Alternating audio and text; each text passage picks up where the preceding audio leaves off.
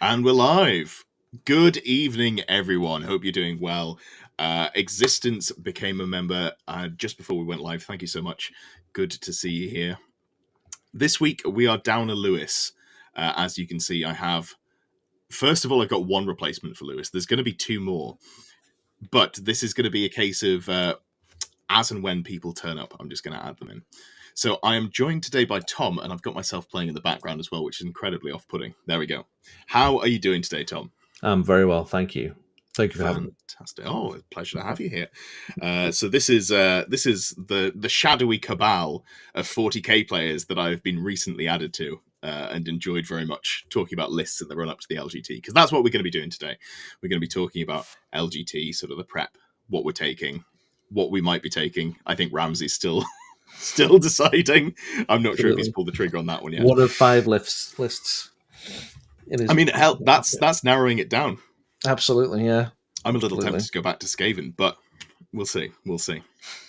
So, first of all, we're going to talk about good evening, existence. We're going to talk about history with 40k, because we've all come from 40k. So this is actually quite good that this is where Ramsey's not here, because we've already talked about it on this channel. If you're interested, I'll put a link down below in the description for the State of Play interview I did with him when he was winning events with the incredibly broken Terror Guy Scream list. Obviously, unskilled player, no idea what he's doing, only the list that won it. But Ramsey comes from a competitive 40k background, playing on Team England, yada yada. Yeah, barely interesting. How about yourself, Tom? Give us a little bit of background while we wait for Ramsey to join us. Well, I'm absolutely not from Team England. about as far away from that as you can possibly get. Yep. I don't know. I played with Ramsey and Andy is the other guys coming on. I think is at some point. He will be, yeah. I don't know. Been playing 40k, what, 15 years ish, something like that. Maybe a bit longer. And World Eaters is my jam. I like Chaos as well. But recently, well, we've gone to events for ages. I've never done anywhere near as well as Andy and Ramsey, but I've learned quite a lot from them, especially Ramsey. He's like a guru of all things tabletop. So, but it's been a fun ride. But 40k is just not floating my boat anymore. Yeah, I think that's really fair. Yeah, absolutely.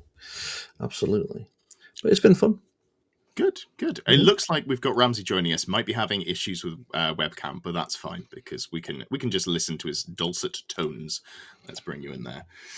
Perfect. And so, good to have you with us, Ramsey, as well. Just talking about a little bit about our background in 40k, which I think is fitting given that we've come from 40k and then we're going to what is effectively a 40k event, just with some old world tables at it. Yes, I'm looking forward to it. Yeah, for 40k, obviously LGT's got a big history of that, hasn't it? It really does. It's nice that they've managed to get an old world event. It sounds like they're going to be a decent amount of people there, which will be very good. Yeah, last I saw, there were 56 people signed up, and that was them trying to flog the last few tickets. So definitely some options there. Ginger Steve, fantastic, glad you're here. I was holding off on my my intro and my thanks until we had everyone, but I can say it now. So, first of all, this podcast and everything else on the channel is brought to you by you and the support that you give us. And a huge thanks to Ginger Steve. You might notice that I'm looking a little bit sharper than that normal. And that's because he has very kindly set me up with not one, but 2 cameras.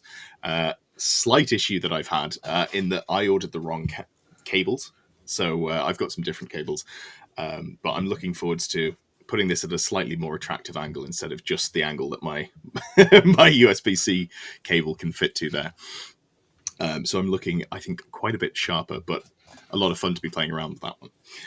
Also, big thanks to all of the Grail Knight tier supporters. That's Morpheus Gaming, Mechanite, Krieghammer, and Ginger Steve.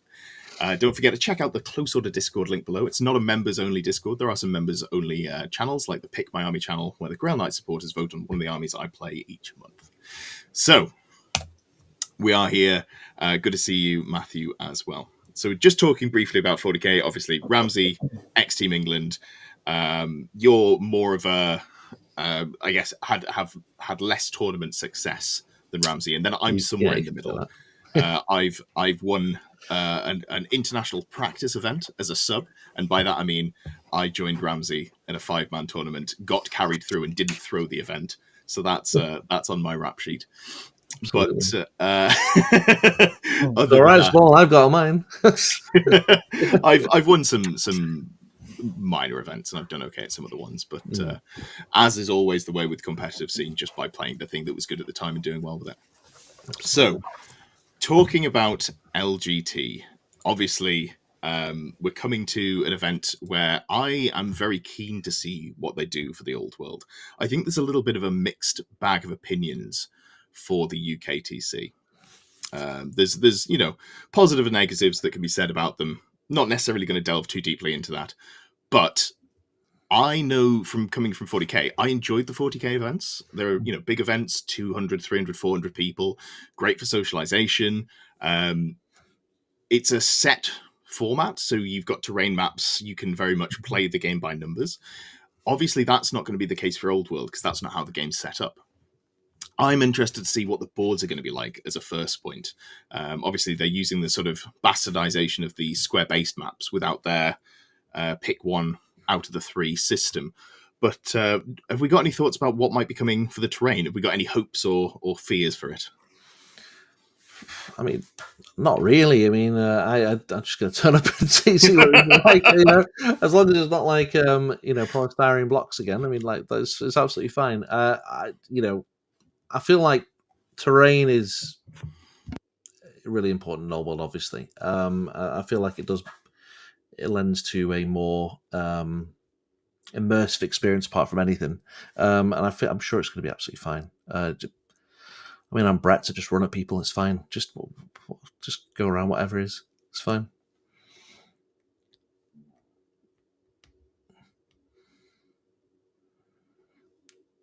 Hang on. I think I've lost audio.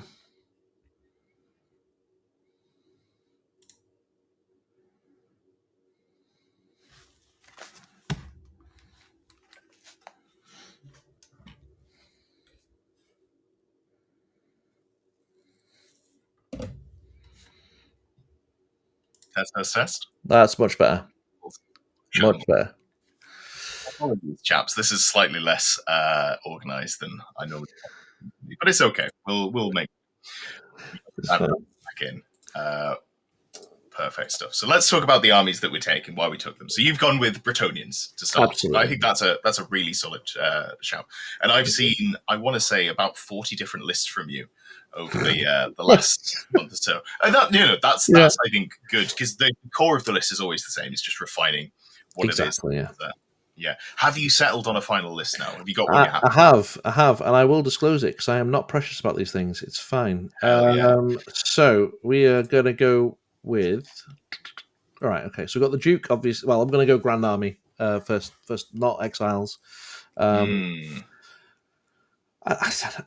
think in balance, the things you get from the Grand Army is better than what you get from Exiles. I prefer to have a ward save than Veteran.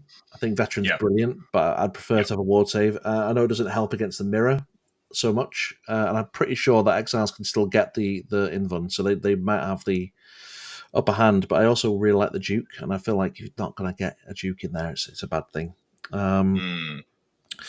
So yeah, we've got the Duke. He's got Royal Pegasus, of course. Thinks what everyone has. He's got Grobble Great Helm, Falcon Horn, and then Heroism with a lance and a shield. Standard loadout. The Baron, again, standard loadout, Ogre Blade, Knightly Temper, and he's got the Grail Vowl and a Royal Pegasus.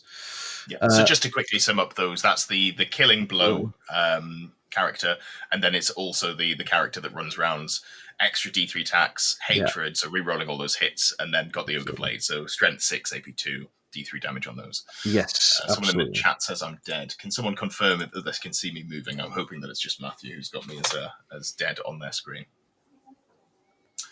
But I'll load that up in the background. We'll keep going while we do.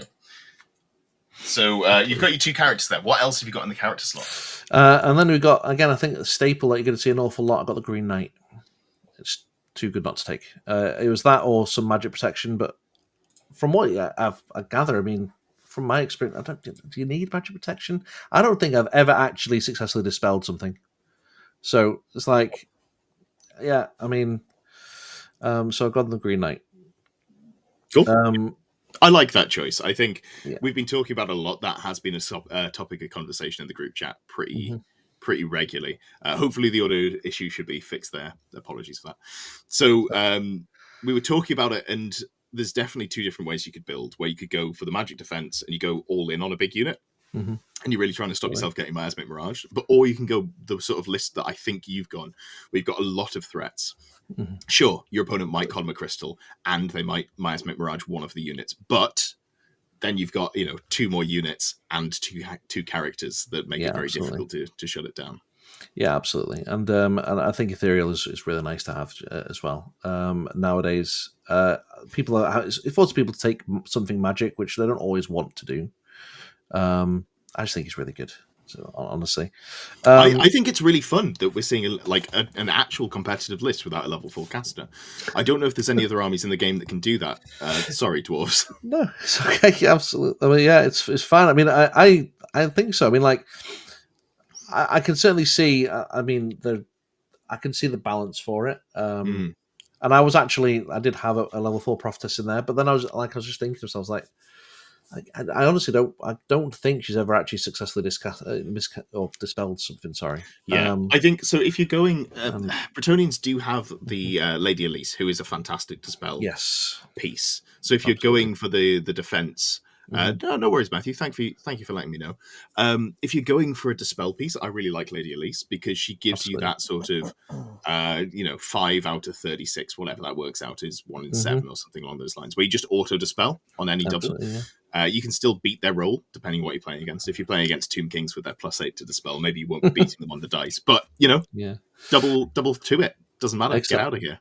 Absolutely, she's really good, Lady Elise for sure. Like I say, I can see the balance for it. I've never actually played without a level 4 or Lady Elise, so this will be interesting. I've not actually tested this, so just give it a go. And why not take it to a tournament first time? Just all good. Oh. This is going so well, isn't it? Left and right. I will fix the audio in a second. I think it's really interesting to take a list to an event and sort of learn it in depth. Have you played many games with Brettonians before coming into? Oh yeah. So it's all I've really played. To be honest, I've not really tried anything else. I've tried elves, high elves a few times, but Bretts are really all I've played. Usually against Andy and usually get battered every time, but it's best way to learn. Absolutely. I think we took it to the team event as well. Me and Ramsey and Andy and Rebecca. I took it to that event as well. You're also in the club of have been carried by Ramsey and Co at an event to win. Absolutely. I was fully he was piggybacking me the whole way. Yeah, absolutely. It was perfect. Good, yeah. I've also got Falcon Horn. Sorry, I didn't say that on the Duke. You can't not have the Falcon Horn. No.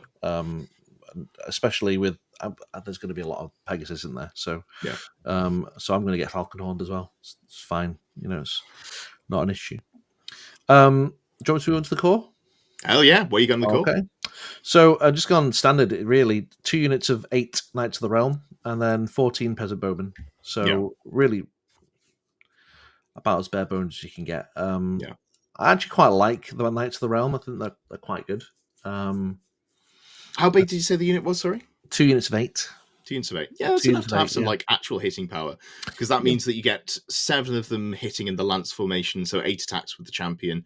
That's aggressively fine, I'd say. Yeah, absolutely. You've got to pick your fights, but you'll do some decent damage into the right targets. Yeah, absolutely. And this is actually a unit I prefer in Exiles because with Battlelust, they're actually they become really quite good.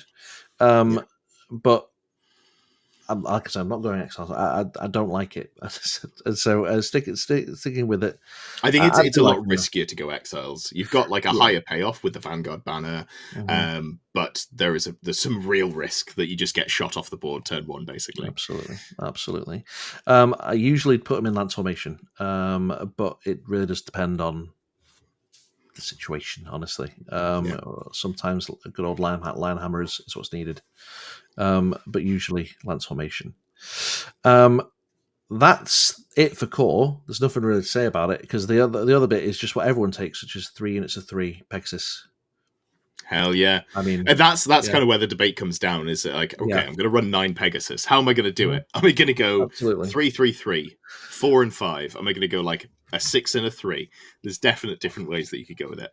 How many could you fit in a list realistically? How many points is a Pegasus now? Is it 55? 55, yes. So you could fit. You struggle to go above 11 or 12 by the time you've put your characters in there realistically. Yeah. So it's like, yeah, basically. Actually, to be honest, I don't think you've got that much. I've got 27 points spare in my characters. I'm over by 1 point in core. So that's a lot. I don't think you can get much more in there. To be fair, unless you go one character, maybe, or like one Royal Pegasus character. Yeah, but I feel like you need 2 beat sticks. You can't just have the heroism guy.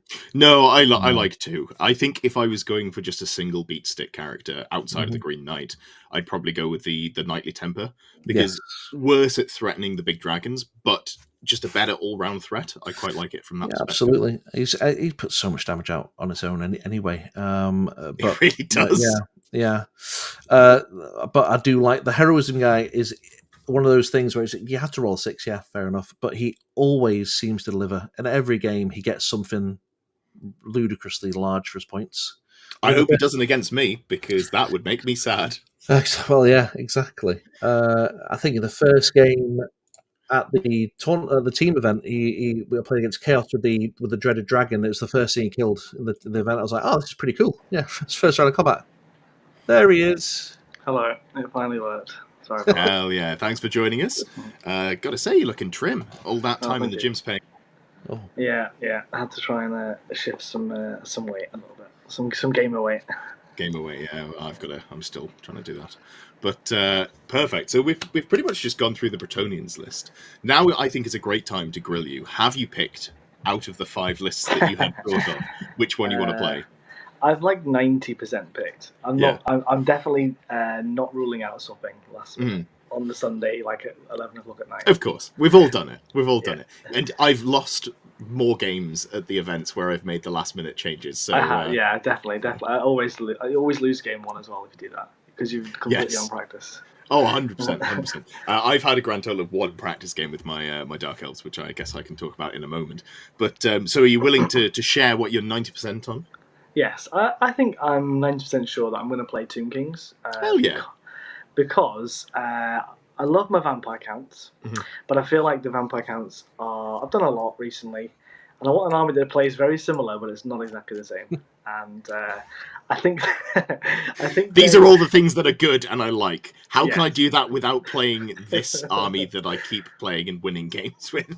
Yeah, and I think the vampires have their limitations. They reach a point where they just don't have as many options as Tomb Kings, I think, at the moment.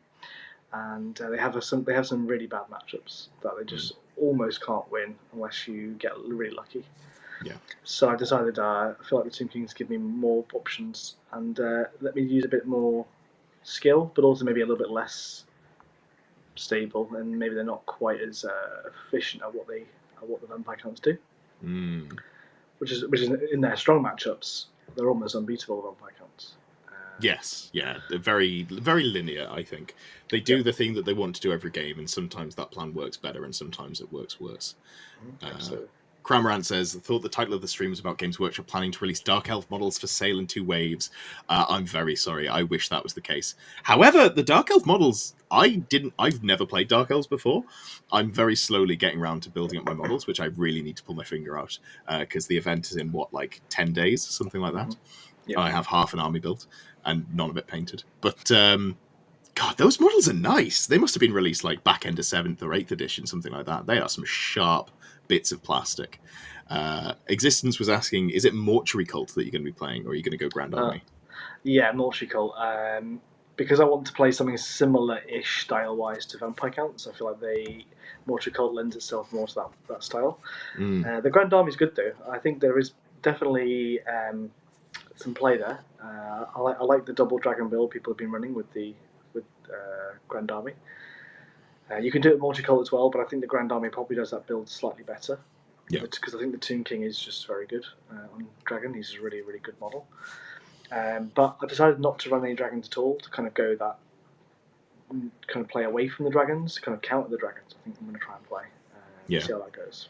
So what you're both saying is you're both playing armies that are going to screw me over if we match up, because I've finally gone, fuck it, I'm going to play 2 dragons. I've been a good boy. I'm going to have cake and ice cream.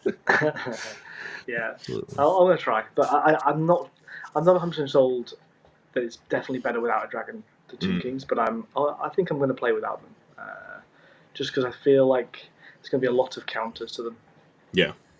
I really hope I don't come against Tomb Kings. It's like honestly soul destroying for Brett. You're tied into it and you do like nothing, like less than nothing. So that's the one thing I hope to avoid for sure.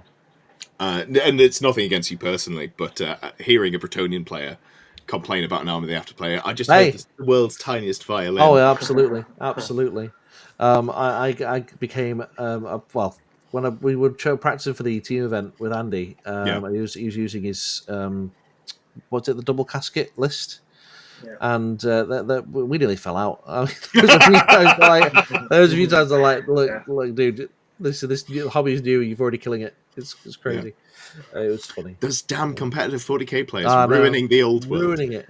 I've had multiple people be vehement how I should stop playing old world and go back to Age of Sigmar. Was the first one actually, which is weird because I've never played Age of Sigmar. But what are you going to do?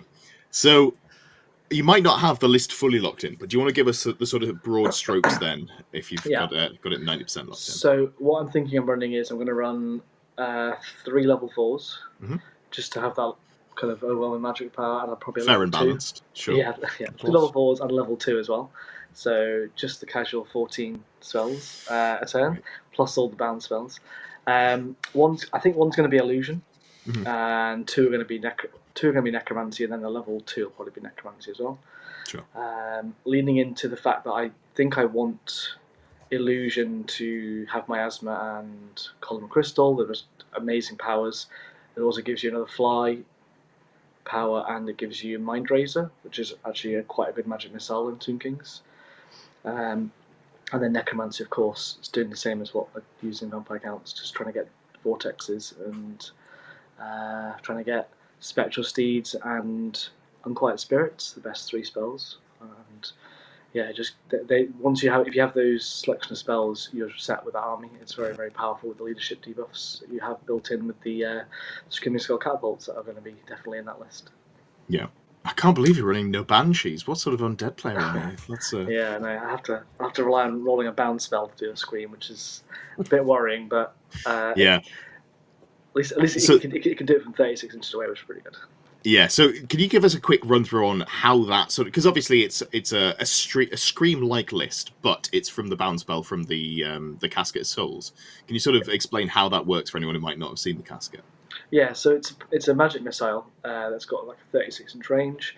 I believe it's power level 3, and I think it's cast on a 7. I want to say I can't remember off the top of my head, but I think it's about that. And you take a leadership check. If you pass the leadership check, it basically does no damage to you at all, to some piddly strength 3 hits. But if you fail it, it does a ridiculous amount of damage. So I think strength 6, no armor, no ward, and no armor, no regen. And multiple wounds 2, which is a really, really good amount of damage. And it lets you, if you have 2 of those with the leadership debuffs in the list, it just lets you kill those big monsters that you probably normally can't really kill very easily with Tomb Kings, unless you get a lucky monster slayer or something like that. Sure. Yeah, because of course there's no way to kill them in the general list, which is just packing 6 to 24 Tomb Scorpions. Mild exaggeration for comedic effect there. Perfect. Okay, so we've got a very spicy Tomb King list. I think no dragons is the bit that I wasn't expected to see. The I'm a dragons are sucker- really good for Tomb Kings. They're really good because they're so Yeah. cheap. They're so cheap. You get worse stats than everybody else. Yeah. But you make up for it by being like 60 points cheaper, which is very good. Yeah, and I think because of the models that you can put on the back of them, so I really like the gimmicky illusion caster with the priest only staff that's basically a great weapon. Yeah. That you go into illusion, you spectral doppelganger, you laugh as you smack things around the face. Is it good? Objectively, probably not.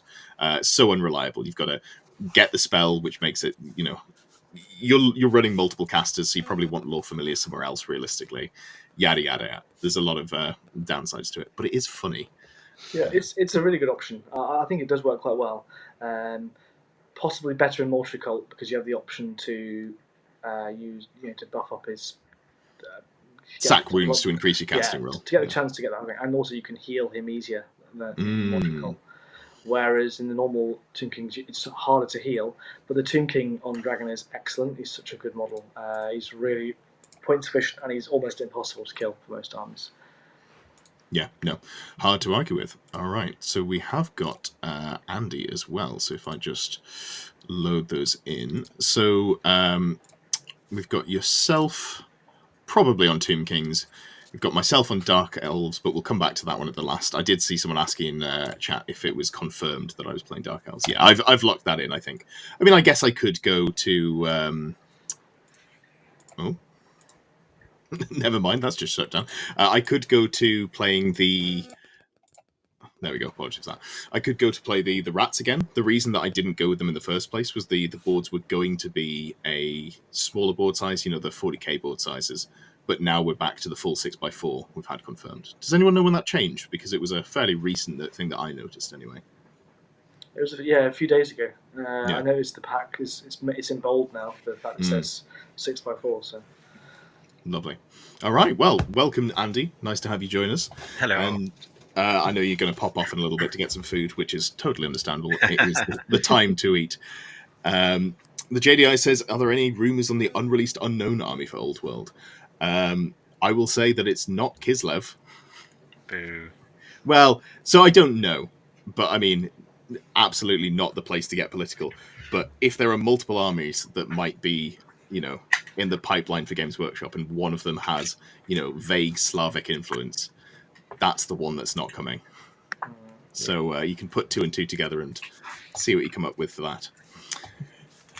If you're playing that, Matthew says if you're taking the leadership test on less than -4, the Tomb King players screwed up. So yeah, I can imagine that there's going to be a lot of really sad leadership tests taken over the weekend. yeah, Not for me. No. All right. Well, good timing. What are you going to be playing, Andy? What are you bringing? So I decided to go with good old Brettonian exiles, and predicting the Tomb King and vampire meta. I decided to go with the trying to base it around the Banner of the Lady to get ignores on that. Thanks for that, Ramsey. Yeah, you're welcome. Perfect. All right. Yeah, that makes perfect sense to me. Veterans is a really strong rule. And then, of course, if you come up against someone who's got a gun line, you might just be a little bit sad, but just charge them turn 1. Yeah. That's if it's because it can get away with the Vanguard in Banner to put all the Pegasus heroes into one. Just throw it down the board, quickly get a nice easy run down or challenge and kill. Get that ward save rocking, and then we're flying. Perfect. So do you want to give us just a very quick run through the list? What characters have you gone for? That's characters and Pegasus count. Those are the 2 things that we need to know.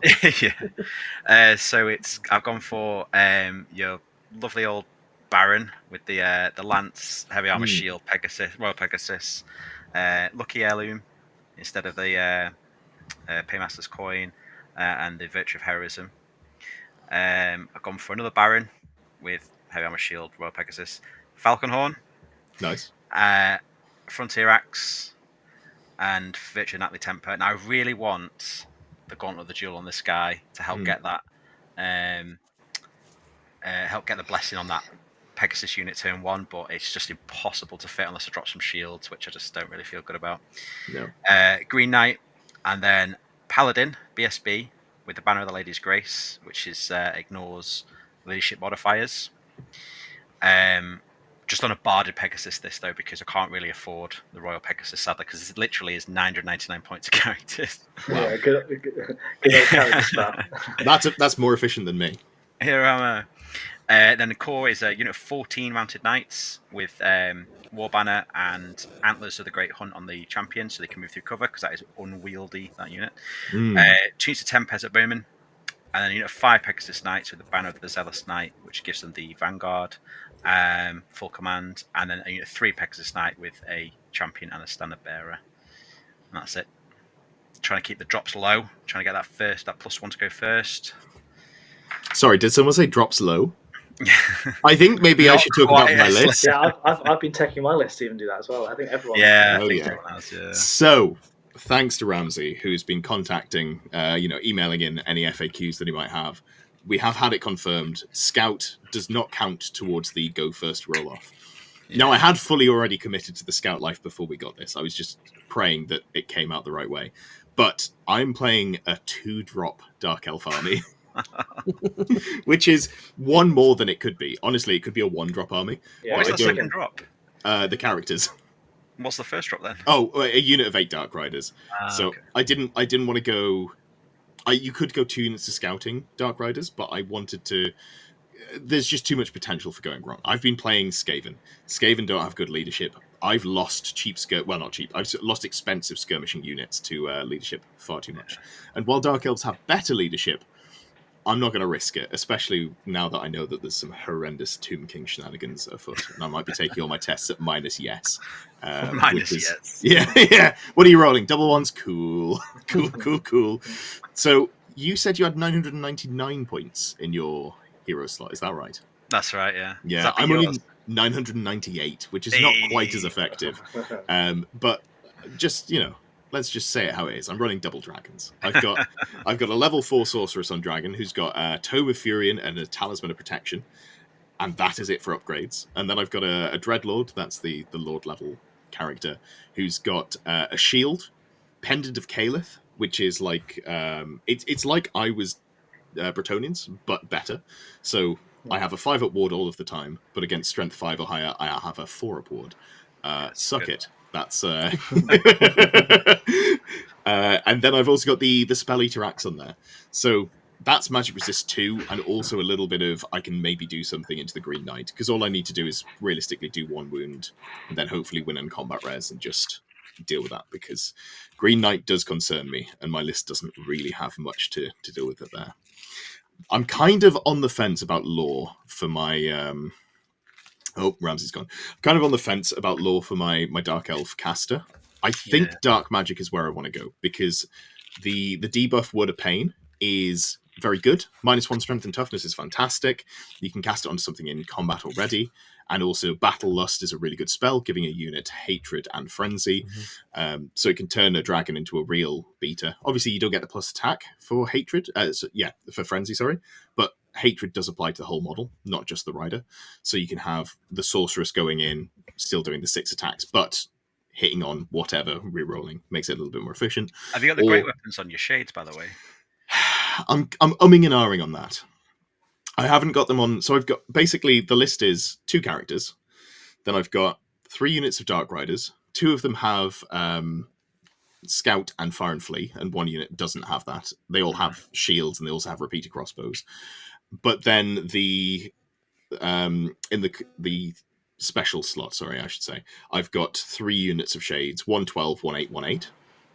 And I haven't quite worked out if I want to give them great weapons or if I want to squeeze an extra 3 shades in, because I could make the bigger unit a 15 or 16.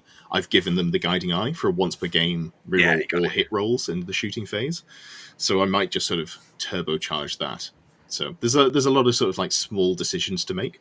Is the 12 and 8 and 8 with great weapons? So if I put great weapons in, the 8 and the 8 have them, but the 12 wouldn't. 12 wouldn't. Just in terms of points. But also that's the unit that I want to be shooting as much as possible and not taking the charges. I think because I'm gearing up to get the most shooting out of it as possible, that I Oh, probably yeah. want to use that unit to not die in combat. How many crossbow shots? 108, I think it is. It's yeah. So I've played one test game. It's against Lewis. I won't spoil the results because we'll do a battle report and we'll put that one up. But I will tell you, I didn't kill a single model. I went first. Sorry, I didn't kill a single model on turn 1. Oh, okay. I went first. I put like 80 odd crossbow shots into some Blood Knights, going, oh, I'll probably kill 3 or 4. I have positioned poorly here, but let's make the most of it. He didn't fail a single 2-up save. Oh my god. It was it was rough. That's not good. My No. God. Wuda says, I personally like the additional hand weapons on Shays for the strike at initiative 6 when charged. That's fair. That's cheaper as well, so it's something that I could see myself going with, but something to play I around was just with. trying to get use out of that frenzy spell as well if you are going dark. Yeah, so I do really like the Frenzy spell. I really like it on the Dark Riders because they are 8 strong. Realistically, you're not going to get the frontage, the full 8, but each one getting 2 attacks, re-rolling hits, strength 4, AP 1. It's not going to kill God, but it will do like a reasonable amount of damage for something that's a core unit that's a little bit more throwaway. Well, given anything, frenzy and hatred makes it from rubbish or mediocre to pretty okay. So Yeah, that's true. I mean, the Shades with Frenzy and Hatred, if I don't give them any weapons upgrades, I think I'll be a little bit sad about that. But if I don't go great weapons or, some sort of weapon upgrade, then I might want to not go for dark magic and maybe skew into elementalism, because at that point, obviously, Plague of Rust. -2. it's huge for you. Yeah, the problem is I've got Tome of Furin, so I'm rolling 5 spells, but I'm going to lose one of the spells. And is it more backbreaking for me to lose Battle Lust or Word of Pain, or is it more backbreaking for me to lose the Plague of Rust? Because effectively, once per event, I won't get the spell that I need, which is... Yeah. Yeah, that's actually quite sad because the rest of the laws, Yeah, I mean, the rest of the laws. It's got 2 assailment spells, neither of which are particularly amazing. It's got a teleport. You can teleport a character, and you can teleport them out of combat, but you can't cast it on yourself if you're in combat because it's not ranged self. So the dragon that I want to get out of a protracted combat, I can't because it's the one that's stuck in combat. Yeah, that's the problem. Yeah, so I'm less hyphy on dark now. Wind Blast is okay because you can get some nice angles and Yeah. push people into areas they don't want to be in. I think it's quite a cool spell. And the Ramparts on the Shade. I don't hate Earthen Ramparts, honestly, because nothing in my army wants to march. Or Because they all, charge. there's no move and shoot in the list, so it's all just sort of move your distance, take the penalty, but also having a ward save would be quite nice.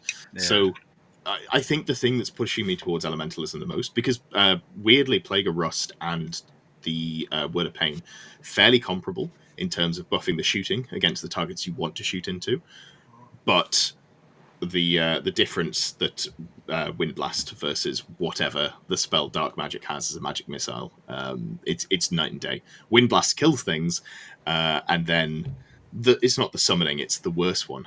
Does anyone even know what the name of the Dark Magic spell is? Elemental Spirits or something, isn't it? Doombolt, I think it's called. Doombolt, there we go. It's... And I also don't want to have to argue with people about how many models a 3-inch blast template hits. If you're a 25 mil wide, it does hit the full 5 across and 5 up, just by virtue of, 25 mil and an inch being a little bit over 25 mil. But also, I don't care enough to make that argument. So if I just take elementalism, I don't have to convince someone of basic maths. So that's something. Yeah. Yeah. Anyone got any deep thoughts on which law I should go for? We could lock it in now. I haven't even locked in the list, but lock in the law. I like elementalism. Yeah. I like more utility. Yeah, Elemental gives that utility. I think you'll find that getting Plague of Rust off in any game you play is probably going to be the strongest thing you can do. But like you said, that game you don't get it is going to be your game 5, table 1. I feel like as well with Battle Frenzy, things can hit really hard, but you do lose that control. People can bait you into charging and stuff where you don't. You just don't cast it. I think is the if you feel like you're going to get baited into something on it.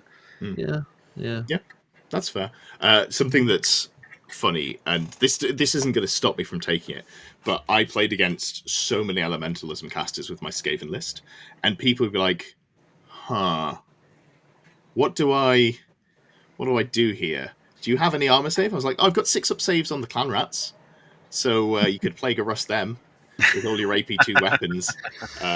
So it does feel like a little bit of a waste into some armies.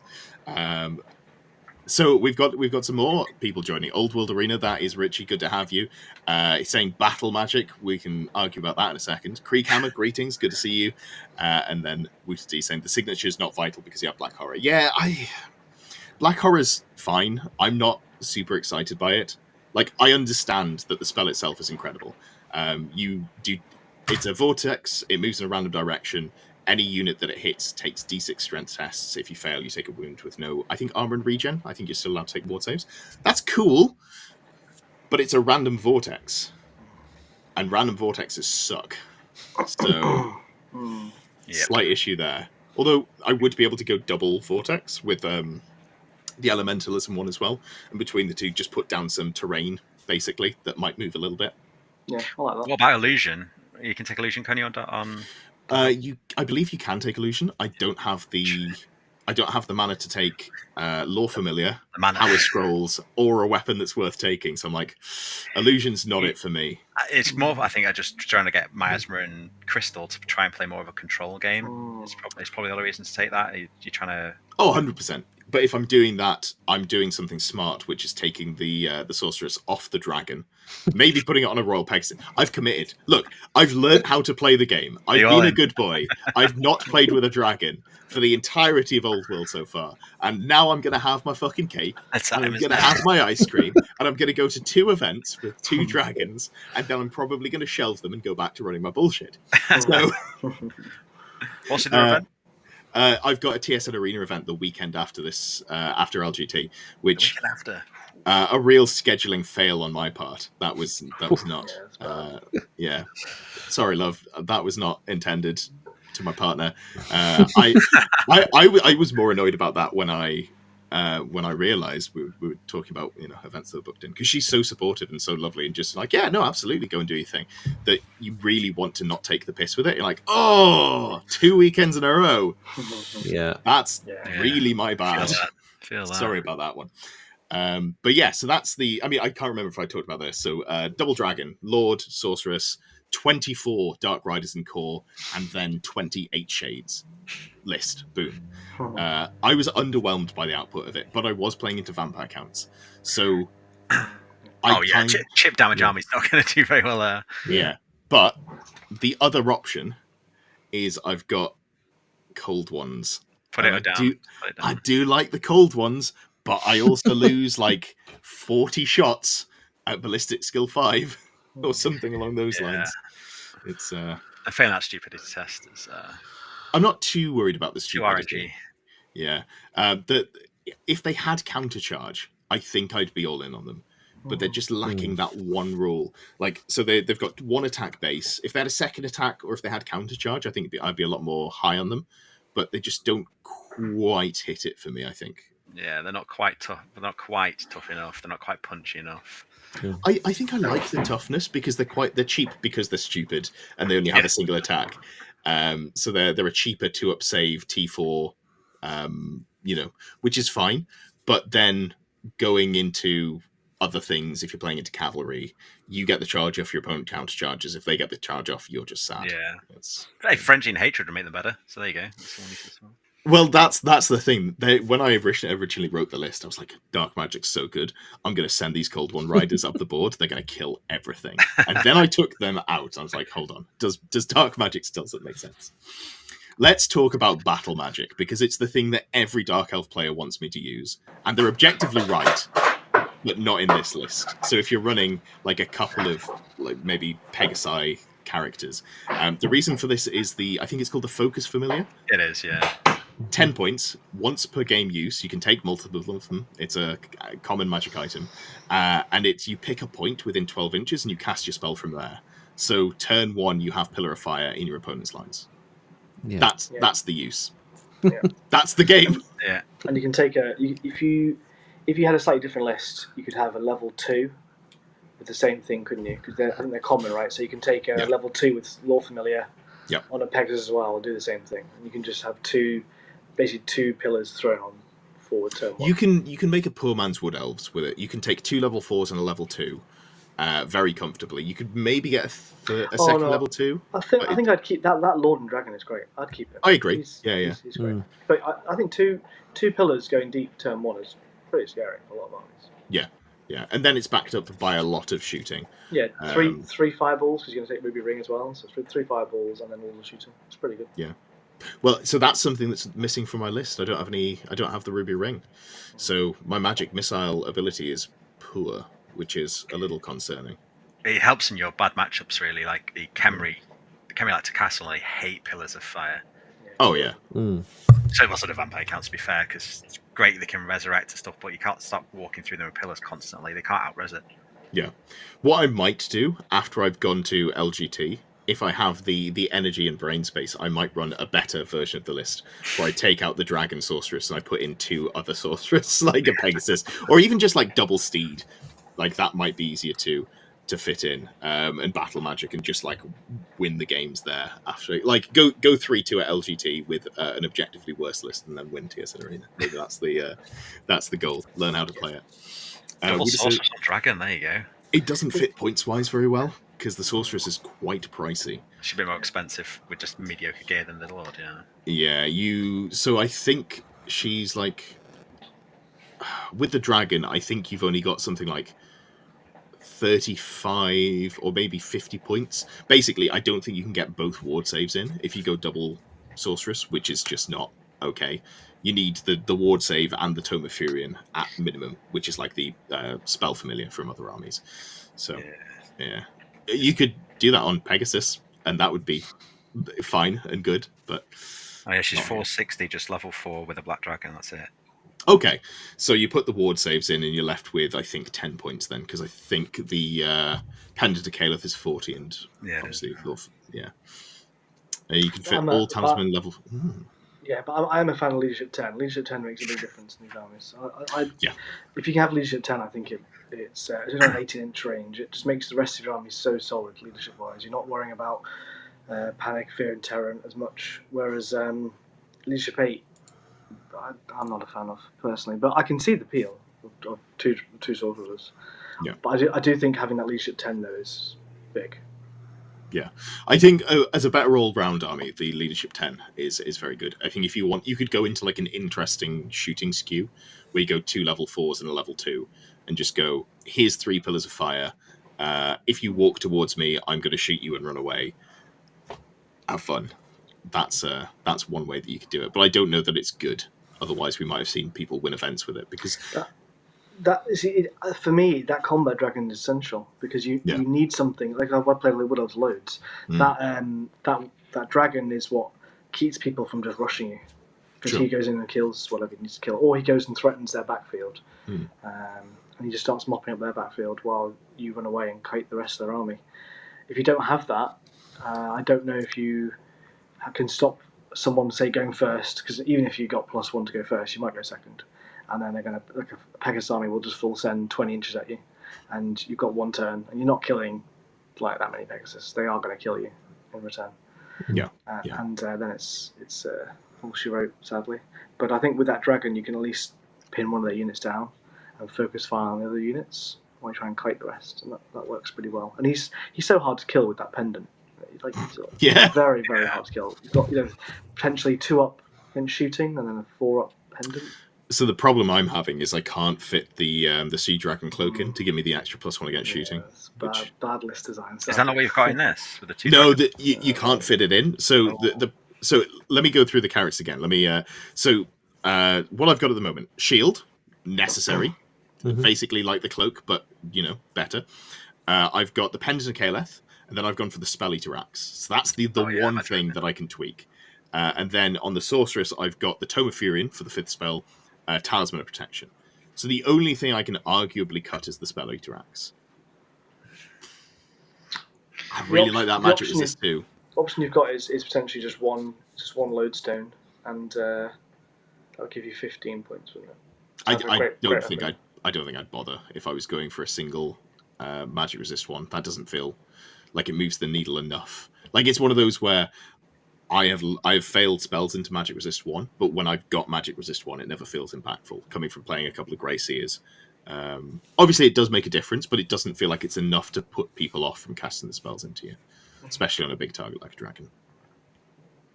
Yeah, because there's those sort of armies which just aren't focused on the magic, aren't getting all the extra buffs and bonuses to cast. So it kind of is a little help against those ones that are just trying to, just cast it on a whim. But anything like Khemri and stuff like that are spamming loads of pluses to cast, they're getting through it anyway. Yeah, 100%. Magic Resist 1, 2, or 3 is not going to really stop them. Yeah. Maybe I play around with that because I would love to put the Ruby Ring back in. Problem is, if I cut that, so let's say I cut the Spell Eater Axe, that's 35 points, and I just go, here's a Lance. That, because I've got 2 points left, I've got 37. The Axe takes me to 33 points remaining. The Sea Dragon Cloak takes me to 29 points remaining, and then I can't put in the Ruby Ring of Ruin. And that's there's just no... Sad. Yeah, it doesn't feel great. So I'm not... Also, I've chopped the lance off my dragon, and I've put an axe on him, so I feel like I might be committed at this point. It's either a great weapon or it's a yeah, that's true. Axe. You need the magic attack though, anyway, right? Because you're saying that it was partly for the Green Knight and other ethereal unit. So it is. Is this dragon ever going to see the Green Knight though? Is that going to happen? I am lying to myself a little bit because he's 4 attacks at strength 4 with AP 1. So if it doesn't have magical attacks, the Grey Knight's definitely going to go and have a visit, I think. Yeah. So, I mean, like maybe I don't know. I'm really struggling for loadout on the characters. Like I've got one locked in that makes sense, and I don't know. There's nothing that's more appealing. I'd love the 2-up save against shooting, but I'm just not going to get shot. I think I'm just going to skill diff my opponent and not die to shooting, and get the charges I want, and not let them get the charges they want. I'm a huge fan of writing lists that make you play better. So that's all I'm doing here. That's what we've ended up on. Well, I think Dark Elves is that one army where it's like, oh yeah, that's true. It's so bad for them, aren't they? Yeah. What I will say. So I've played one game now with 2 dragons. I didn't appreciate dragons are actually a little bit difficult to use. I kind of just slapped them down without thinking. I was like, huh. Yeah. I think when you play with them once, you realise that their line of sight is not great. And if you're playing against one of the top meta armies, or somebody who knows what they're doing and has built a list to potentially play against dragons, is that you can avoid dragons so easily. Like the Brettonian Pegasus army can just dance around it. It's so fast. You probably know that with a Skaven as well. You can stay out line of sight. Yes, I do. So easy. Yeah, it's like, for example, Like you talk about Battle Lust, for example. Getting actually line of sight with that spell is just really difficult if you're on a dragon. Like, to your own units, because the dragon's normally never facing your own units. It's normally facing the opponent, and your unit's probably behind him. So you're not going to see him with Battle Lust. The dragon is not that easy to use, the sorcerer. That's why I'm not 100% sure the sorcerer and the dragon is the best. But no, it's not. It's 100% not. But it's a choice that I've made, and I'm building. You've committed. 100%, yeah. So, given that we accept that this is a non-optimal choice, and we're making the best of it's my birthday. I'll have cake and ice cream. So, are we leaning more towards elementalism? Because the point about Battle Lust you've just made there is a very good point that I had not considered, and I'm going to absolutely ruin myself when all my Dark Riders do. Oh, but here's the thing: 2 units of Dark Riders and 3 units of Shades are going to be scouted into my opponent's deployment zone. Well, are they going to be scouted? Or are they going to be scouted to like the edge of 24 and just be sitting away? I'm just going to win all my roll-offs, so in the deployment. It's fine. So you're going to sit like 12 away and be like, yeah, I'm going at half range for it. Yeah. We're going to sit here, and it's going to be fine. There's going to be no problems. We have evasive. It's fine. You have evasive, fire and flee, right? I mean, something that I've hated for every army that I've played, 40k mostly, 50-50 armies, where if you go first, you win, and if you go second, you're like, guess this is a waste of 3 hours of my life. That's 40k, isn't it? No, some armies it definitely is, but no, I think that's fair. Yeah, I think I am being pushed towards elementalism. You make compelling points. I can't argue with them. All right. Well, let's have a quick chat about what we're expecting to see at LGT, because we've picked armies for very specific reasons, and my reason has changed. So I'll just very quickly say I didn't want to take Skaven because we were going to be playing on a 60 by 44 inch board, which is not as much room to get around and do my bullshit in. And now that's not happening. We're playing on 6 by 4 foot, which is great. I'd rather have that, but I've committed to playing something fast that just wants to run at my opponents. So what sort of things are we expecting to see at LGT? Obviously, elephant in the room. We've got two of them here. Brettonians. There's going to be no pegs, though, surely. No Pegasus. Nah. No, Okay. famously a bad unit. Yeah, exactly. Foot Knights of the Realm. Yeah. I think you're definitely going to see, loads of Brettonians that, like, recently on the stats, they've just been popping up all over the show, haven't they? Especially after Nova the other weekend. Well, Camry, let's just be clear. We can't take anything Nova did as representative because they capped the fucking wounds you can have on a dragon. So if we're taking like a good faction that's good into a field with actual dragons, and then we're saying, Brettonians are really good. yeah. I think we'll discount that one. But it's still, even though you're still you're seeing people taking lots of Bretts anyway. But after that, seeing the chats and stuff on some of these Discord channels has even exploded even more of people going exiles. But yeah, Bretts will no matter what, we're going to be a thing because it's just a popular army, box army. Same with the Khemri. You see a lot of Tomb Kings. Tomb Kings are really easy to play. Quite easy to play. They're quite a low. They're quite that low floor, don't they? Sorry, high floor, in that they like just built with a few good pieces. They can. Well, there's a few ways you can build, isn't it? Because you can. People like to play the Grand Army, but then if they're going to go, Mortuary Cult, which is more of a competitive way of playing it. And also, Royal Host exists. Does it? Yeah. I've read the rules. You can't tell me they're not there. Now, I've never seen anyone play it, but it does exist. I think dwarves are going to be super popular as well. I think you see a lot of dwarves. Yeah, dwarves. Sure. Yeah. I think in the competitive nature, you're going to see a lot of Wood Elves. I think you're going to see a lot of Chaos as well, because Chaos are going to be popular with these new models that came out just a few weeks ago, or last week, or this week, whatever it was. Yeah. I think they're going to be. That'd probably be my top 5. Yeah. If I was going to think about what. I don't think you'll see a lot of Wood Elves though. People still Hobby see lag on that one.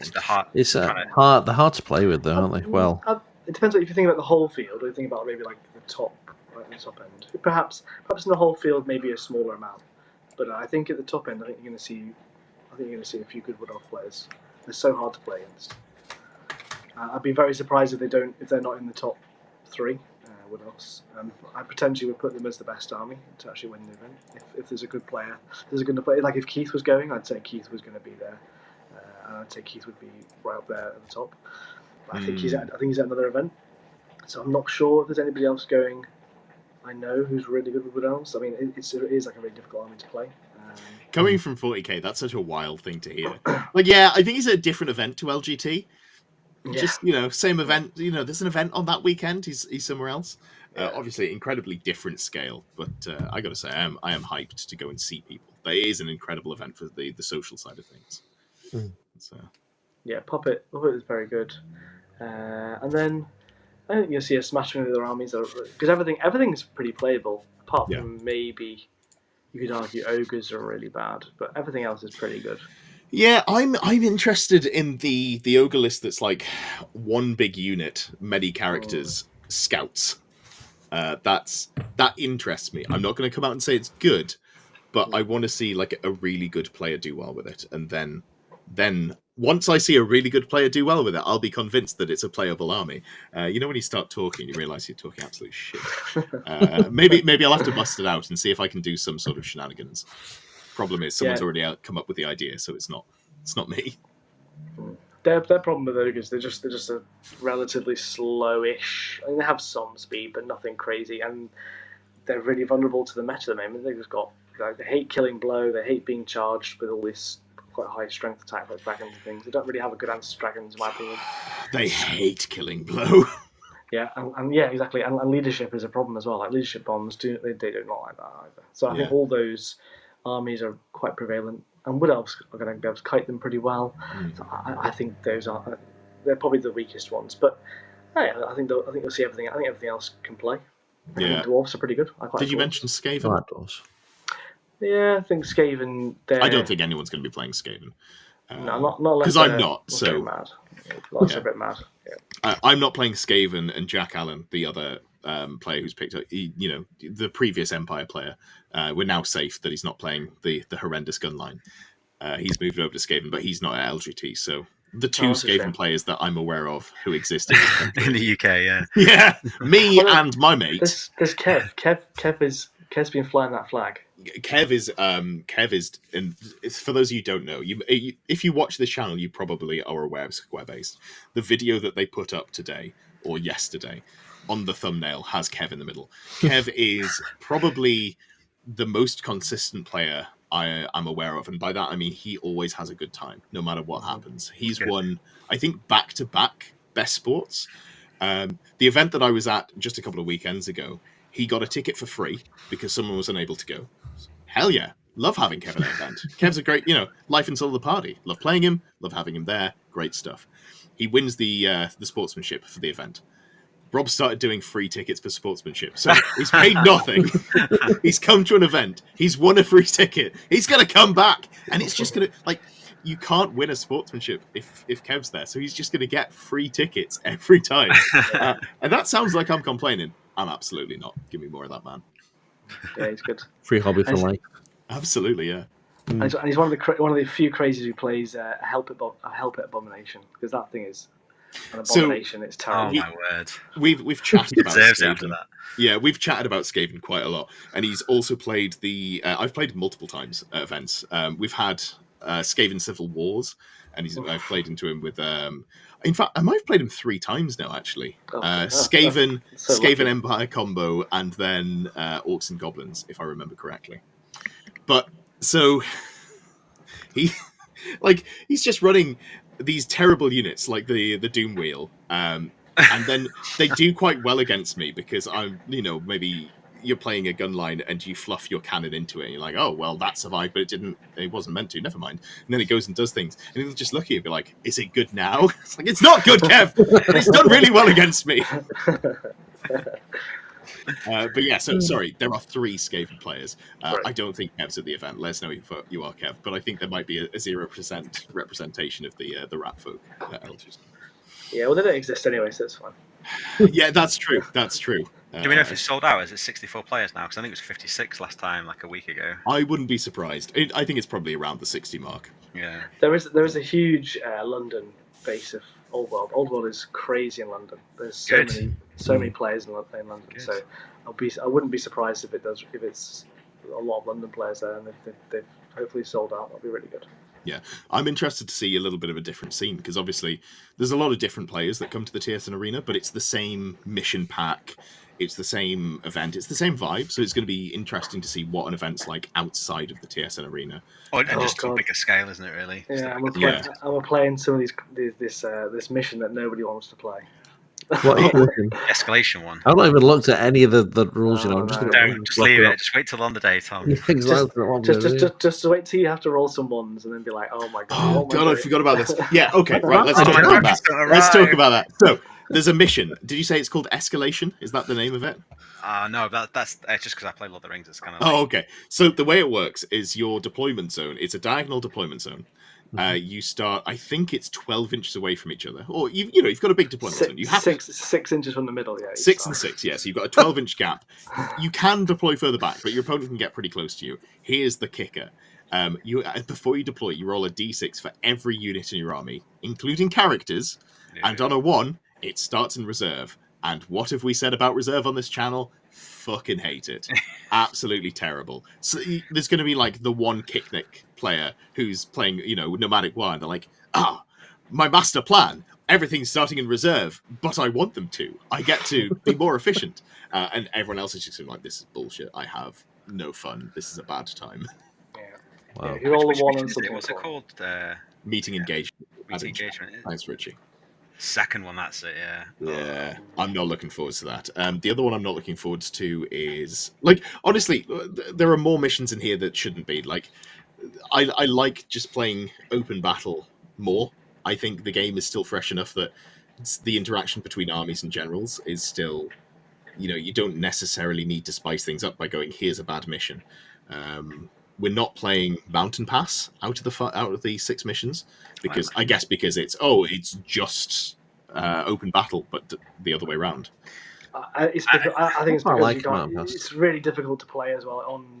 I'm guessing the board's gonna be pretty tightly packed Yeah, together. if you stacked up all the tables like next to each other. I'm not sure. It's pretty spacey. The Lee Valley Centre. So there was one year that it wasn't. Wow. And but recently it has been. So the first year I went, I lost. I played against Hellstorm Mikey. Didn't know who he was, but I've told that story before. And I lost because I had a big wooden board with magnetic sheeting on it, and I put all my models on there because I was playing the Orc Buggy list. And I'd moved a bit of terrain to fit the board on because there was no space between tables. And I'd screened out his drop pod, his like Iron Hands drop pod full shooting army. I'd played the matchup. I knew that it was hard to win if I went first, but I screened out and I felt pretty good about it. So then, we get into game turn 1. I forgot to move the terrain back, which means I've left a big hole in my left a big hole in my screening. And he looks at the board and he goes, "Is that model," pointing at my general, "is that important?" I was like, "Yeah, it is." "What's it do?" I was like, "Well, if you kill it, I get no buffs. So you should probably, if you kill it, you win." So he killed it, and it was the worst I've ever been beaten. I think just got absolutely destroyed. But that's fine, and I learned. And since then, there's been space to put models between tables, and I never complained about it to Zach, but maybe that got back because I did complain about it on podcasts. See, I wonder if we're going to be in the main hall or if we're going to be one of these little side rooms. Because I think we'll be in a side room. Yeah, because I'm normally, I'm pretty sure I've seen other game systems in the side rooms, so I just don't know how much space is going to be. I don't know. It'd be interesting. I'm hoping that we're where AOS normally is. For those of you who haven't been, we're going to the Lee Valley Athletic Centre, which is an Olympic velodrome, and has been converted into just like a sports centre. People can still go there and use the outside facilities. So you see like 20 or 30 people just doing their normal exercise, while 1,500 of us play tabletop games, which is always really funny to watch. Mental exercises. Mm-hmm. Yeah, absolutely. Last year there was some like 60-year-old guy doing shot put and javelin, and we were having the best time watching him on lunch. Wow. He was ripped. He was doing a great job. Yeah, it was fantastic entertainment. Didn't even have to pay.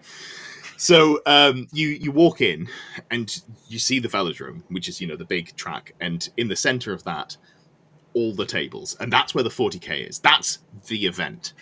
Up to the right, there's a little like raised area next to where the streaming setup is and the entrance and the toilet. And that's a little bit, it's still in the same room, but it's curtained off a little bit. You've got a little bit of, not privacy, but I guess screening from the main event. And that's quite nice. That's next to the windows. And that's where AOS was. I'm hoping to be there. Or you're in a side room where you play squash. And I think that's where it's going to be, boys. I think we're going to be in a room that smells of feet. I think there's 900 40Ks, so I'm not sure there's going to be a lot of room for the... it's definitely squash room for us then. Events. Yeah. Steve says, the first event I ever went to was that LGT. Not played a game of 40k in 20 years, jumped in with both feet, won a game, met lots of great people. Yeah, that's basically the experience I had. It was the post-COVID LGT. I'd got back into the game in 8th. I'd played a little bit, played like a couple of Warhammer World tournaments, which almost count as real events. Then I went to LGT. I was like, wow, this is incredible. And then here I am, much, much poorer and much, like I've done nothing with my life. I just play and talk about Warhammer, but so much happier for it. I really struggled to make friends after leaving uni because it's hard as an adult. How do you meet people? Mm-hmm. And then I got back into the plastic crack and... here we are, baby. Meeting people's overrated. I won't worry about it. Well, if you go to a tournament, you're forced to. You have to play against them. You had to borrow models of Chapter Master Varak because I didn't paint enough in time and just asked him. Lovely. Nice. Yeah. That's a winning strategy. I have definitely borrowed stuff. Richie's lent me Skaven for events before. Sometimes he even brings the right models, which is... I asked him for rattling guns and he brought me exiles. Close enough. Well, I would have got away with it if I hadn't played against Kev, who was also the other Skaven player at the event. Perfect. All right. So we talked a bit about what we're expecting to see. Have you got any... What's your expectation going in? So you two down at the bottom, are you planning on winning the event? Is that your goal going in? Personally, Just to put no. you on the spot. Personally, no. I haven't played enough to be Yeah. recently to be. I don't think I'll be able to hang with the people who are playing a lot more than I am. But I'd like to be able to get, if I can get a winning record, I'd be quite happy with that. 3-2 or 4-1, I'd be quite happy with that. Very happy actually with that. And then if I lose one of the games or two of the games, as long as I have some fun games, I'm not too fussed. For me, it's about getting back into it a little bit after quite a long break. And good to paint another army up, and because that's one of the things that's pushing me away from playing like the Wood Elves that I've already got painted, is to have another army painted, which would be nice to have 3 armies finished, ready for another, to play some club night events and that kind of thing. Was your last event the teams one at TSN? Yeah, I've only played a couple of practice games since then. That's it. Yeah. I just want to say, what a great response. You're like, I'd like to win most of my games, but I just want to have fun and meet new people and have a good time, and here's some painting benefits. And here's some horrible Scream army that makes it fun for you at all. Yeah, you almost tricked me into thinking you were a good person. I got my eye on you. Yeah, that's why because assassin. He's saying all this, but I've been sat there sharing lists with him and seeing the sort of lists he's proposing, and I'm like, you want to meet people, make friends, paint something? Well, come on! Once you've played competitively, you can't turn that. You can't go back. No, it's too late. It's too the late. list building is like, I'm just going to think about this for 60 hours, and it'll be the worst thing that you've ever seen. But hopefully, we have a good time because we'll just be nice to each other, but not on the tabletop. How about yourself, Andy? Well, the same, really. I mean, the last event I played was the same with Ramsey. Was the team event. We've done tons of theory and over the months, but I've not been to any other events apart from the teams one there. So I'm just happy to get out and get away for a weekend. It's a difficult thing to do with the wife and kids, so I'm happy to do that. But I just want to play some Warhammer Old World. Play fairly competitively because it's enjoyable, but also, have some fun in it as well. Again, what a great response! What a lovely human being. I was hoping that one of you would have some sort of awful hot take, but win the event as well. Win the event, of course. Hell yeah! There we go. There you go. Stamped it. I thought if Tom wasn't going to say it, fuck hell. Then now that you've done it, I can clip that when you win, and then I've got the we knew it all along. Yes. He said it. Absolutely. Tom, are you going to win the event? Oh, absolutely not. No, but I plan on ruining it for so many people by being a salty little bitch. Just that's flipping that's tables. not a nice answer. Yeah, being like, "You're ruining my weekend." When you see dice flying across the room or the squash court, that's exactly. Yeah, exactly. If you don't hear me scream at least once, yeah. No, I never expect to win these events. I was surprised we won the team event, honestly. What do you mean surprised? Well, I actually got a winning record at that tournament, which I was really surprised at. But forget winning record. Great. If I win a game, I'll be happy. It's just like I say, taking part. Up. Yeah, exactly. Yeah, I'll get the special medal. I think Ginger Steve's asking what you played at the team event because he believes he got 20 owed by you. Oh, I played Brett's, I believe. Yeah, it was Brett's. I don't know why I said that. I only had Brett's at the time, so yes, it must have been Brett's. The one army I've been playing, what was it again? Orcs and Goblins. Yeah, exactly. Another Grand Army. I don't do this Exiles. Come on now. There's still time. Wait. Yeah. I'm thinking in the box, not outside the box, in the box. There's still time to turn your back on the lady. Exactly. Hey, Duchard, that's it. Get her banner in there, though. Get her banner. That makes no sense. How does that work? That you can turn your back from her, but then take her banner? That makes Stole it. Well, that's why they're exiles. Yeah, they stole the banner. Pissed off. And that's why they've got Vanguard, because they're running. They're running to... Got to get out of there. No, another man with a beard. We all do look the same. Us white, beardy, middle-aged folk, don't we? That's that is something I have noticed. You go into a Warhammer tournament venue and you're like, there's a lot of me here. White, some sort of facial hair, probably glasses. Yep. Yeah. We're represented. I'm in the right place. Yeah. So I guess what am I going to do? I'm going to win the event. There we go. There we go. Get 100% not. That would be amazing if I did. It's not the first event that I. It's not the first event that Dark Elves would have won. I know there's been some one-dayers More Robot Wars in the chat won a 3-day. A 3-game event, 3-day? I should say. Wow. Yeah, like an absolute Impressive. Iron Man. Dark Elves winning the first Iron Man in Old World. But yeah, I think I'm aiming for a 4-1, but I think a 3-2 is more realistic. The problem I found with playing competitively and also having a channel is that you can't do both, or it's difficult. You kind of just don't sleep if you do. Because when I was playing 40k a lot, I was putting 40 odd hours into playing loads of games, getting loads of practice in, and now I just do that in front of a camera instead, and then play as many games as that allows me to do. So, yeah, I'd love a 4-1. That would be ideal for me. Are you going to record some of your games or like take pictures and stuff to make the I website? would like to make a video out of it because it's such an experience. You know, it's the travel, it's a big venue, the social side of it as well.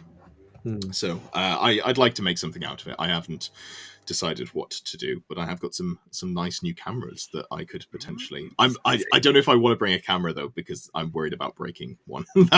As in like a camera to record the actual game itself, or just? No, I don't think I'd record the Hand games. cam. Yeah, it'd be more sort of like brief updates between, and then I can stitch a bit together afterwards. Some little interviews and stuff like that. Yeah, that would be nice. I just need to work out what I'm doing. Sorry.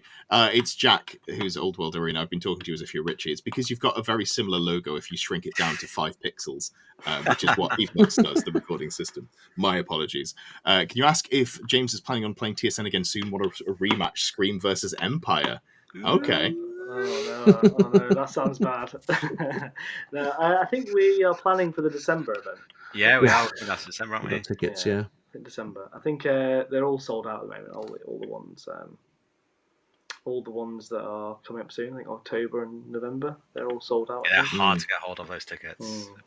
You've got to start winning Best Sportsman to try and get through. Yeah, and good luck with Scared. Like it's not. Yeah, there we go. And now that he's on the train, he can just go to every event and then keep winning them.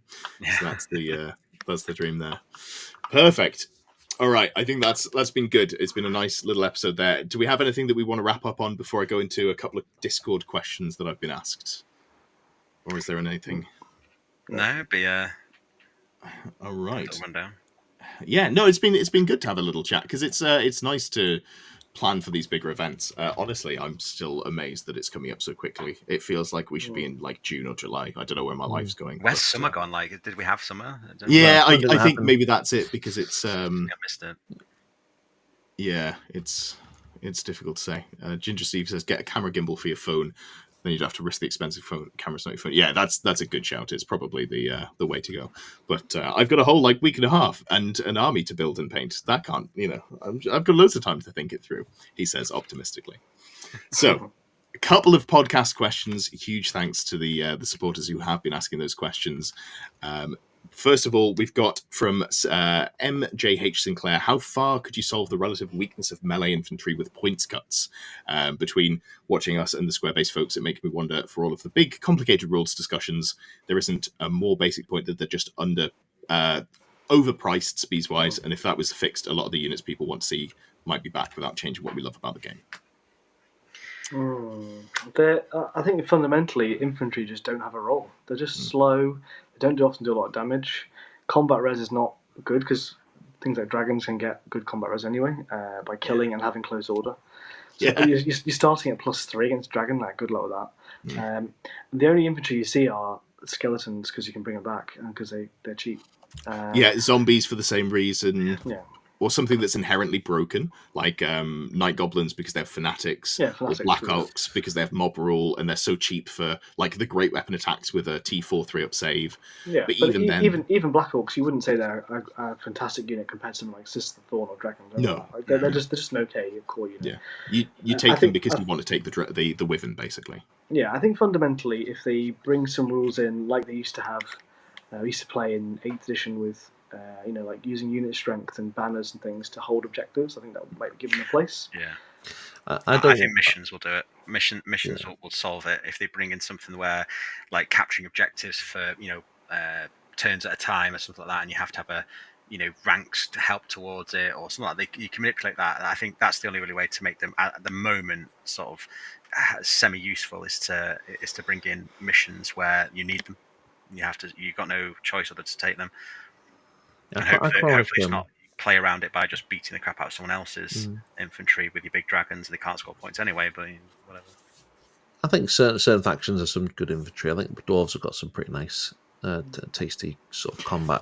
But if they had cavalry, and I don't count gyrocopters, if they had cavalry, would you see the infantry, or would we just see Ponies? Yeah, I think it would depend on the like sort of like anvil style lists. I think you want to have lines of hard hitters, and I think that does work quite well.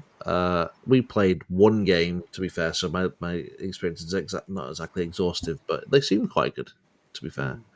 Hammerers, basically, is what you're saying. Yeah, Hammerers was they hit quite hard. I don't know. My perspective on it's skewed because I've lost to every game I've played into Rich's dwarves, and I haven't lost to anyone else's dwarves. So I'm like, are dwarves good or is Richie good with dwarves? That's the ground I'm struggling to decide on there. He always changes his list though as well, doesn't he? So it's never. He does, yeah. He plays around with it a lot, which is fun. And he knows what I'm taking to an event and then puts things in like the dwarf thane specifically to counter me, as he's told me. But that's fine. It's, 100%. I'll get him one day. So for me, I think the problem is infantry, to be good, need to be able to take a charge in the front arc and win that combat. And that's not the way the game is. So if you look at stuff like the dragons, the heavy cavalry, all the stuff that's paying for their movement, they don't have to use their movement to get like a flank charge. If cavalry would typically lose a fair fight if they charge the front arc of an infantry unit, I think at that point we see infantry again, because they don't have the speed to get up and charge those other units. So if you're just losing by being charged in the front, your opponent doesn't have to play well just to beat you with the faster unit, which is inherently easier to use. So why would you bother? Or if they could hide characters better, so you could have infantry led by characters who could get just poked out from when they are in combat, then you could have it as like basically obligatory wounds for the characters. Then maybe. I also don't like the fact that I wish there was the old rule of you can't kill the front of the fighting rank; it gets replaced by the rank behind to give him a bit of a chance to hit back. That would help. Yeah, that would help. The what's it called? Yeah, being able to step up. Yeah. What's the step up rules? No, that was a big change. Yeah. That was in 6th edition. They went back to that rule. Yeah. So I haven't played a lot of previous editions of Fantasy since I was like 15, so 15, 16 years ago. So I don't really have strong opinions on how they should fix it. I just would like to see infantry better. Because, I mean, they're cool. I want to make unit fillers. I want to have awesome bricks of ranked up infantry, but it's just not on the card. Also, I want my opponents to be slower. So I want to. The only time I've ever seen infantry being really popular is when they had Steadfast in 8th. That's the only time I really saw them. Basically, if you had more ranks than your opponent, you were basically had like stubborn, so you couldn't run away very easily. Yeah. So it basically made you had to grind these big infantry blocks out, which was very hard to do. Also, like outnumbering, getting extra combat res as well. Outnumbering your opponent. Yeah, it gave you one, didn't it? Yeah. And you used to be able to have 3 ranks pretty much everywhere, rather than just. Why would we reduce it? Why reduce it? So, 2 quick thoughts, and we can move on. First one, characters charging out of infantry again. That could open up some, some sort of fast character coming out of infantry. Even just dwarves whirling and twirling out of a brick of slayers with their Doomseekers. I think that adds an extra dimension. That would be pretty spicy. Oh yeah, throwing all those Doomseekers out would be great. And also, the other thing that I realised I didn't mention at all, Wolves of the Sea. Have you thought about the Wolves of the Sea matchup and potentially putting in some sort of character to win a challenge, or some sort of unit champion to win a challenge? Or are you just not bothering? Ramsey's definitely not bothering. My skeleton champion bull, accept and be resurrected later on. Yeah, for the sort of like 2% chance that your opponent fluffs all your rolls, you get through their 4-up save. You're like, oh, cool. Oops. He's got a death mask that could help him, maybe. Yeah, I don't even know what a death mask does. I'll be honest. Get some terror. Okay, sure. I guess the fear won't kick in because you don't outnumber. So no, probably not. No. Sadly, no. But you never know. Maybe it will. Maybe one day I'll help him. Yeah, it'll make him look really cool. I'm going to model him as with a really cool mask on his head. on my Sorry, scale, did you so say I'm going to model him with a really cool mask? I'm going to model him. I take a head off and put a really disgustingly big mask on it. I was going to say, because that makes it sound like you haven't got your army ready, and we're only a week and a half away, Ramsey. He What's definitely doesn't have his army ready. I maybe have some painting to do. Me too, Maybe. buddy. Me too. I've built 15 Dark Riders and I've converted 5 shades so far. I've just got the Corsairs here. They're too small to see. There we go. That's gonna focus in. I buy it. That's pretty good. Yeah. I've taken the spare heads from the Dark Riders, the ones that are like a hooded head. I was like, oh, that's perfect for shades. So yeah, I just need to. I had 5 more half built. Problem is, when I was clipping out the arms and gluing on the sword arms, I just hadn't twigged that half of the crossbows are left arm, half of them are right arm. It's fine. I've got to make like 28 of them or something, so it's not a problem. But I was like, now I can't be bothered to finish these almost completed models. But how many Dark Riders do you have? Do you have enough? Right now I've done 15, so I've got another 9 to make, which is fine. They're pretty fast. Speaking of Hobby Hangout, Friday, 7:30 or 8 o'clock, probably 8 o'clock. Come and check it out. A lot of fun. I answer a lot of questions. Just have a more chill vibe. Really bad for hobby. Great for hanging out. But both times I've done it, I have managed to build 1 unit of 5 models over an hour 45. I think that needs to be like a 5-hour hangout to get the work done. No. What I've been doing is doing like a 2-hour stream, stopping the stream, building twice that many models, and going, "This has been a productive evening. This has been good." You need to hire someone to answer the questions for you. Or hire someone to build the models for you. Yeah, true. Or just pull my finger out and be more efficient. These are the options. I'm off next week from work, so I'm feeling okay about it. But I think I might cancel my Monday because I need to save a little bit of holiday. And then I'll probably go hiking with my missus on Thursday, something we've planned in. And then I'm traveling on Friday. So that week off is actually 2 days. And I've seen some of your videos in the past where you've had a week off to try and do an army, and it seems to end up with being a bit of a mad panic in a couple of days. I'm never panicked. I know I can do it. I'm just tired. Coming from 40k, like it's really easy to knock together a 40k army in a week, because especially the stuff that I was playing, like here is, for example, Custodes. Spray them red, wash them, pick out details with a dry brush, do some eyes, do some silver, done. And then I'm like, I've got to paint loads of elves. Well, shit, that's loads of different colours. I also haven't picked a colour scheme, so I need to do that. Are you a slap chopper?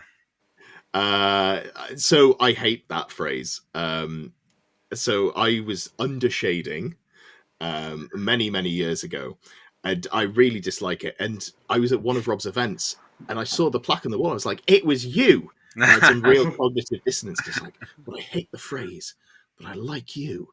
And I told him. That was the end of the story. Ginger Steve says, to be fair, Friday's Hobby Hangouts worked okay for you. They worked incredibly well for me. Thank you again. They're great. I have a lot of fun doing them, but they're just not great for getting models done. So I will probably build another 5 or 10 models on Friday, and then I will turn off the stream and I will build the rest of my army. That's probably how that's going to go. But yeah. More Robot Wars contents. You have fully painted fantasy armies, yet you do this to yourself. Of course. How can I have one of every army before the end of the edition if I don't play a new army every 3 months? Also, I'm like a magpie. You got to go with the shiny stuff. It's like I get bored playing the same thing for too long. I don't know about you guys, but I'm the same. Yeah, one event and I'm done with my army. On eBay it goes. No, you can't do that. Yeah, rinse and repeat, man. No, that's so inefficient because you never make your money back, and then you do the same army 2 years down the line, and you're really sad. I've Necrons is my thing in 40k. I must have about 7 Necron armies. Literally, just buy it, sell it, new edition. Oh, they're great again. Buy, sell, new edition, rinse and repeat. For your own good, I'd like you to stop. I'd like you to keep your armies, put them in storage. That's the trick. That's the trick. But yeah, perfect. Tom, I know you've said that you made a commitment to finish whatever you were working on before starting something new. You said before we started streaming that you were planning on giving that up and just doing something fun instead and picking up some dwarves. That's going to be your next challenge, is it? You're still muted, bud. Oh, my bad. There we go. So, yeah, they've just been sat there in the battalion box, even though I'm going to be like converting a lot of them, but like they're just calling to me. Yeah, I have actually finished my first, like the Bretts are fully finished, and Yeah. they look quite good. The High Elves, I've done all the fun stuff and all the crap stuff. I just it's just not floating my boat, I'm afraid. No, that's fair. Not tickling the pickle. Before we sign off, then, I will just say, speaking of starting things before you finished, I picked up a delivery that I ordered a little while ago. It was a made-to-order, like 3 weeks ago or something. So the Chaos Lord, the Nurgle Lord on horse, such a great model. What a model. Incredible. So I picked that up. I've got a Demon Prince without wings that's in a box that I should do something with because I use the wings for my Wyvern. And I think I want to do Seen Koch on the Discord linked down below is doing an unofficial painting challenge. It's the official unofficial because I want to support the official ones with prizes, but I haven't got that set up. So this is on an your official Discord, one. On my Discord down below, yeah. But there's going to be paint some sort of Halloween model. So I think I'm going to do like a headless horseman Brettonian character. That's my goal. Cool. Yeah. Yeah, so that's 3 things that I want to start, and I haven't even finished building all my Dark Elves for this weekend. There's not enough hobby hangout Fridays. Yeah. Oh, yeah, that'd be a good time to do it. Do some conversion on there. Perfect. I'm All right. looking forward to Ramsey's printed me off like a bunch of lanterns. I'm going to do like a Bloodborne themed dwarf army, which is going to be nice. Hell yeah. Bit of directional lightning on there as well. Absolutely, yeah. Absolutely, yeah. Love to see it. It's going to be good. All right. Thank you so much for joining me. It's been a great time. I've enjoyed talking to you all, and I'll see you in a couple of weeks' time at the LGT. Yeah. Team Catch pleasure. you around. See you soon. Thanks.